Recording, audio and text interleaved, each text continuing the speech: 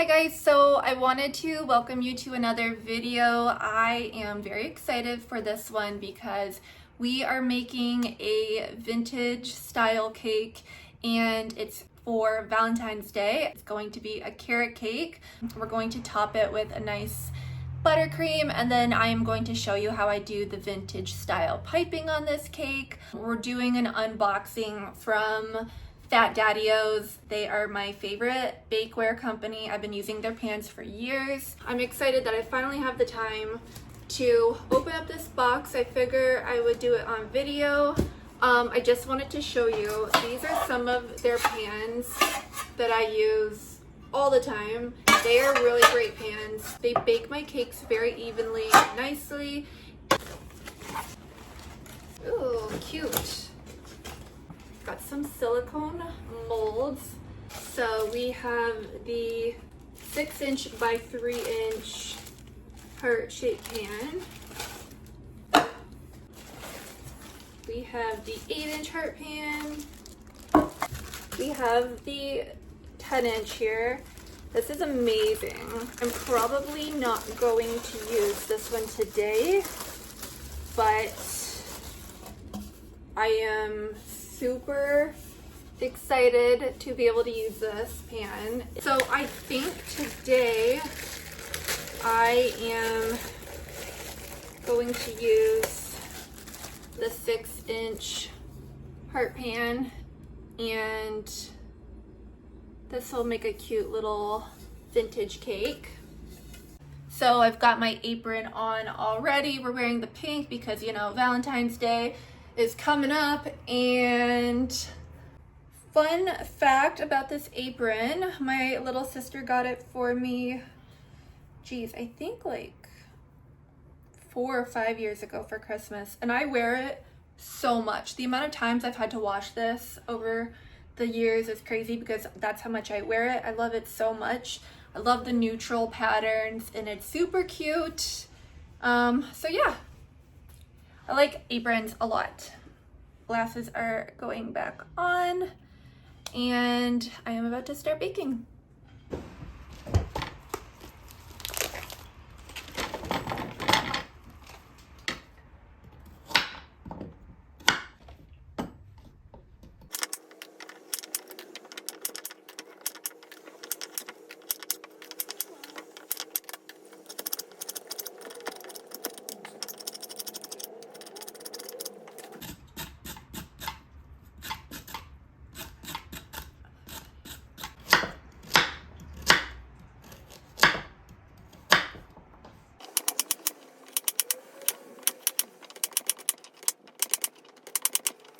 So before I would just shred all the carrots on it, I got this nice new food processor, so we are just going to grind this up in a matter of seconds.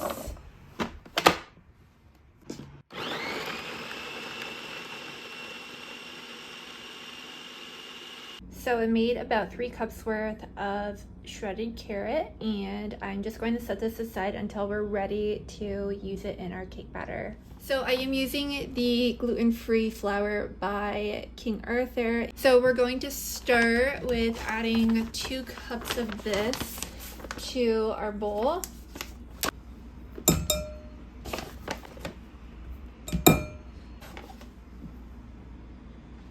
Alright, and then we're doing 2 teaspoons of baking soda.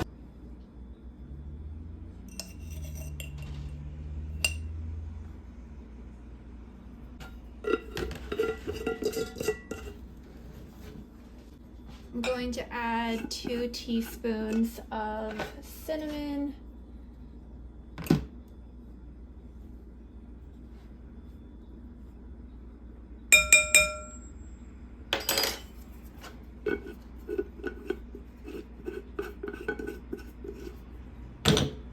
And we are going to do about 3/4 of a teaspoon of salt. Going to give this a really good whisk. Make sure all of the dry ingredients are incorporated.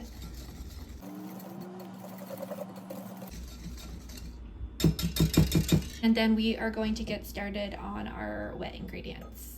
So I'm going to put all of the wet ingredients into my KitchenAid mixer. I got this for Christmas from my boyfriend and it is so cute. I love the color, very retro.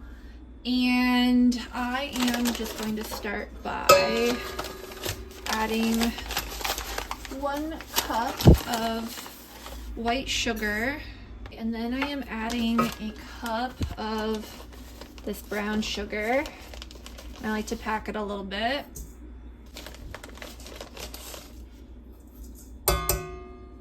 I am adding a heaping teaspoon of vanilla. I'm adding my olive oil. And I like to mix the sugars and the oil together before I add the eggs.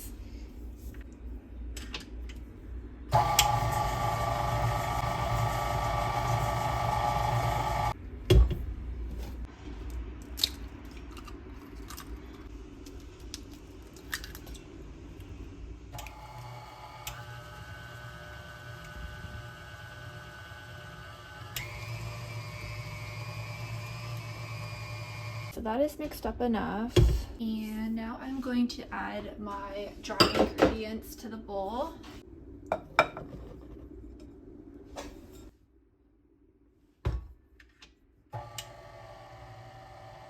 we're just going to let that mix until everything is well incorporated.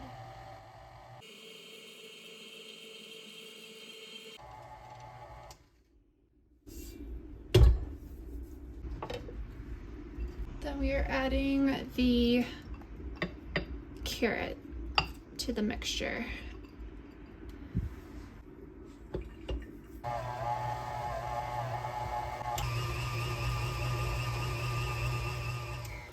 The cake batter is all set and ready to go. So now I am making some parchment paper liners, and these are going to be heart-shaped. I'm just using the 6-inch pan and I am tracing with a marker, and then I'm just cutting around.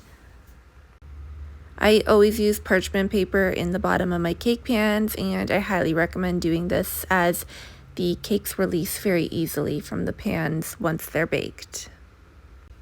So now we have our parchment ready for the 3 different layers that we will be using for our carrot cake.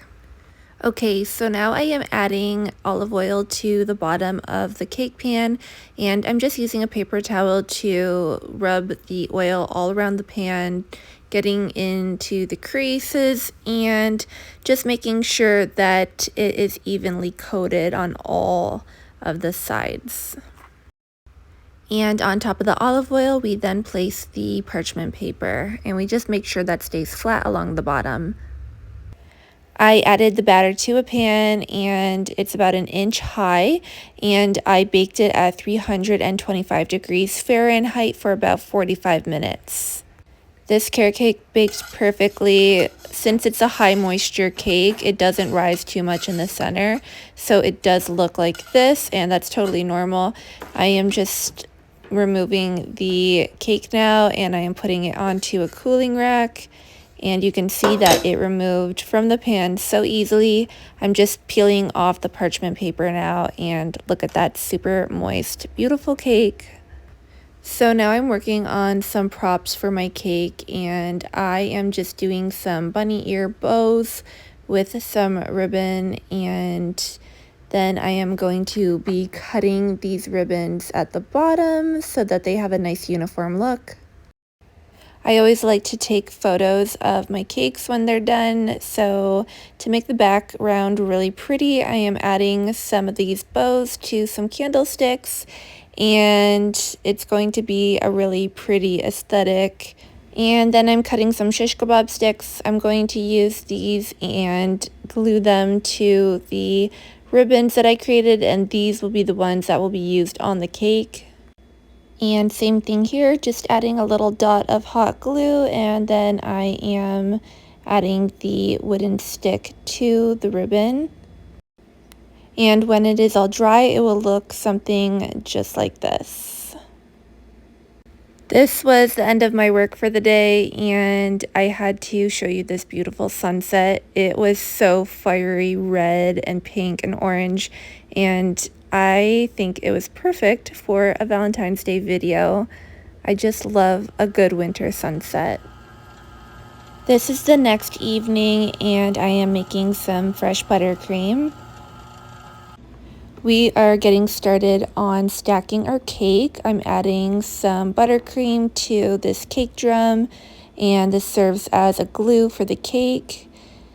Pushing that frozen cake layer down, adding a layer of buttercream, and smoothing this out.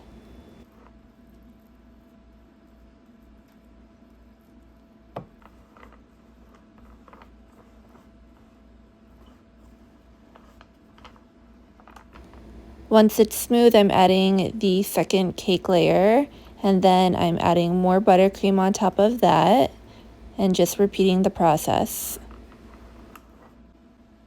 And then adding the final cake layer. I add a super thin layer of buttercream to the cake, and this acts as the crumb coat, and the crumb coat is basically the layer that seals in all of the crumbs, and it acts as a blank canvas for your cakes. So we are smoothing out this cake, and in the meantime, I need to ask you something. Are you a Valentine's Day person, or do you not really care for it? I always thought that Valentine's Day was very fun ever since I was a little kid. I love the crafts that were involved. I love all the pink and red decor. I just think it's very pretty.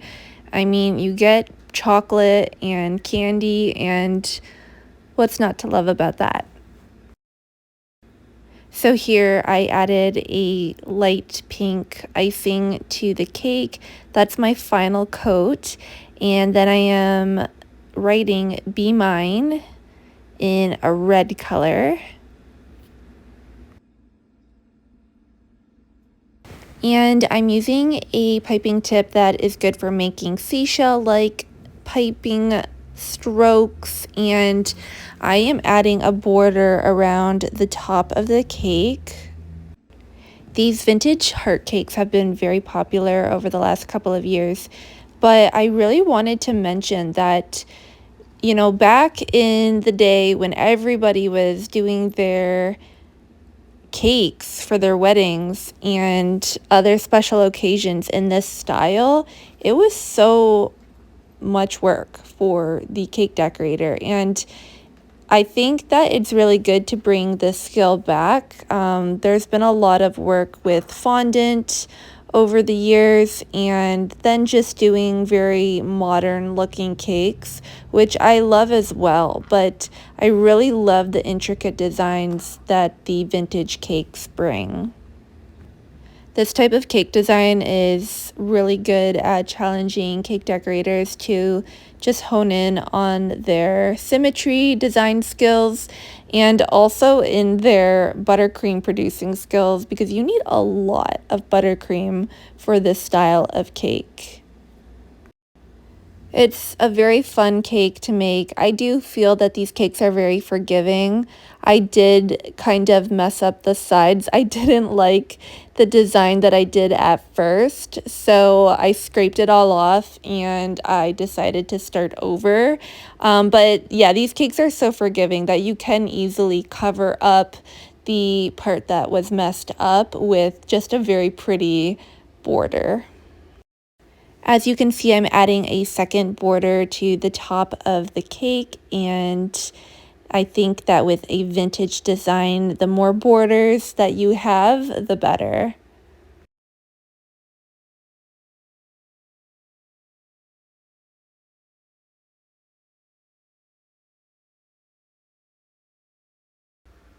Using a leaf piping tip, I just added another border to the side of the cake. And with the white border here, you can see that it's really starting to come together, and all of the unfinished looking parts of the cake are starting to look more complete now. When I envisioned how this cake would look, it was basically how I presented it here, and I'm very happy with how it turned out. I'm just adding the bows, and at this point the cake is complete. It looks so cute. I'm spacing the bows out a couple inches apart from the next one, and we are adding about 5 of them.